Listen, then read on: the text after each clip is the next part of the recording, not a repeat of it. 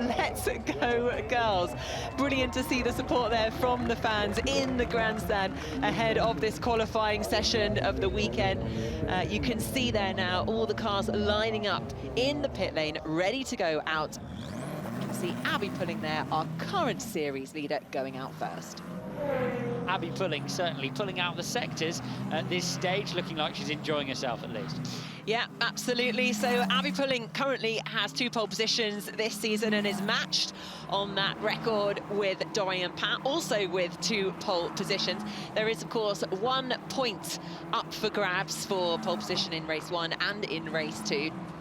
She struggled a little bit in practice earlier today, finishing down in P10, but this is going to be everything. So she's gone quickest in Sector 1, she's done a PB in Sector 2, and there she's done it. Straight to the top, P1 at the moment with a 1:41.98. Chambers, though, finding a lap in the Haas machine for P1 at this stage, eclipsing Dorian Pat by less than 1/10 of a second at the front.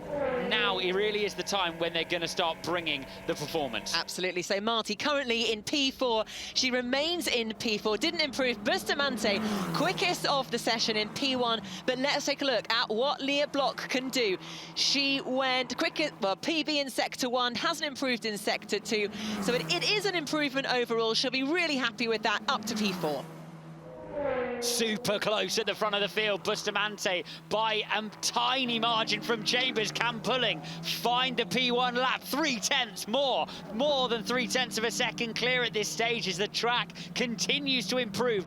Track is getting quicker. It's now 4/10 in each sector, 4/10. That was a phenomenal Sector 3. Marty moves up into P1, quickest of the qualifying session. Marty quickest, but the track really is improving. Dorian Pat slightly better in the final sector, and as the sun begins to fade and the track begins to cool, these drivers are finding massive amounts of time. Pat improving, Chambers improving. It's only up to 3rd for Pat, but Chambers hits the front. This is an absolutely phenomenal qualifying session. I'm loving it. This could be the moment, though, for Pulling. Okay, let's see what she does as she crosses the line. She's moved up P1. Well, it is incredibly close, less than 1/10 between her and Chloe Chambers. Abby Pulling fastest overall with a 1:41.396. Taking the flag then. And this will be the last run across the line for Pulling. She is going to finish off the session. She's not improved in any of the sectors this time around.